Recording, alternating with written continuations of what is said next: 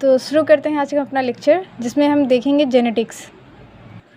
तो जेनेटिक्स जैसे कि हम लोग जानते हैं, सेल बायोलॉजी जब हम लोग पढ़ते हैं तो उसमें हम लोग क्या पढ़ते हैं, सेल के बारे में, उसके प्लाज्मा मेम्ब्रेन के बारे में, साइटोप्लाज्म मैट्रिक्स के बारे में, साइटोस्केलेटन पढ़ते हैं। उसी तरह अगर हम जेनेटिक्स की बात करें तो जेनेटिक्स में हम जीन के बारे में पढ़ेंगे, क्रोमोसोम के बारे में पढ़ेंगे, कैसे एक पेरेंट्स से मतलब प्रोजेनी में कैसे एक जनरेशन से दूसरे जनरेशन में कैरेक्टर पास ऑन हो रहे हैं, और क्यों पिता जो है मतलब बच्चा जो है वो अपने एक ही फादर के बच्चे अपने मतलब भाई बहनें अलग अलग तरह के हैं, वेरिएशन देखने को मिल रहा है, और क्यों पूरी दुनिया एक दूसरे से भिन्न है।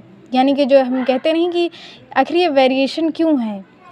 अभी आप ही देखिए कि हमारे यहाँ पे बायोडाइवर्सिटी कितनी ज़्यादा पाई जाती है, तो इन सब का कारण क्या है, कहीं ना कहीं वेरिएशन है। तो अगर हम इसकी परिभाषा देखें जेनेटिक्स की, तो genetics deals with the inheritance as well as the variation of character from parents to offspring, या फिर इसी को हम कह सकते हैं one generation to another generation, यानी एक जनरेशन से दूसरी जनरेशन में किस तरह से कैरेक्टर इनहेरिट हो रहे हैं। इनहेरिट यानी कि एक जनरेशन से दूसरी जनरेशन में पास ऑन होना, और वेरिएशन का मतलब तो आप जानते हैं कि भिन्न है।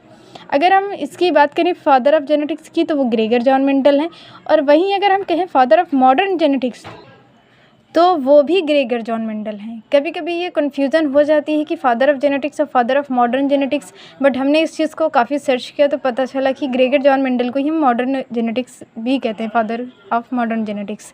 और अगर हम ह्यूमन जेनेटिक्स की बात करें तो हम सर आर्कीबाल्ड गैरुल को कहते हैं। वहीं अगर हम बात करें फादर ऑफ एक्सपेरिमेंटल जेनेटिक्स की, तो वो हमारे हैं टी.एच. मॉर्गन या फिर थॉमस हंट मॉर्गन जी, जिन्होंने लिंकेज पे काम किया था। अब अगर हम देखें जेनेटिक्स टर्म जो है वो दिया था विलियम बेटसन ने। अब जेनेटिक्स में हम पढ़ते क्या हैं, हमने जैसे बताया कि जेनेटिक्स जो है मेनली दो चीज़ों पे डिपेंड करता है, एक तो इनहेरिटेंस और दूसरा वेरिएशन। तो जेनेटिक्स में हम दो चीज़ों पे गौर करेंगे, एक हमारा हो गया इनहेरिटेंस और दूसरा हो गया वेरिएशंस। तो इनहेरिटेंस क्या होता है, जैसे कि हमने बताया था passing of character from one generation to another generation, इसे हम इनहेरिटेंस कहते हैं। इसमें हम पढ़ेंगे Mendelian genetics, sex linked genetics, sex linked inheritance यानी कि कैसे सेक्स लिंक्ड जो कैरेक्टर हैं वो एक जनरेशन से दूसरे जनरेशन में जाते हैं। साइटोप्लाज्मिक इनहेरिटेंस जिसमें माइटोकॉन्ड्रिया के थ्रू और क्लोरोप्लास्ट के थ्रू ये होता है। जीनोमिक इम्प्रिंटिंग और सेक्स इन्फ्लुएंट या फिर सेक्स लिमिटेड जेनेटिक्स, अदर बहुत सारी इसमें देखेंगे।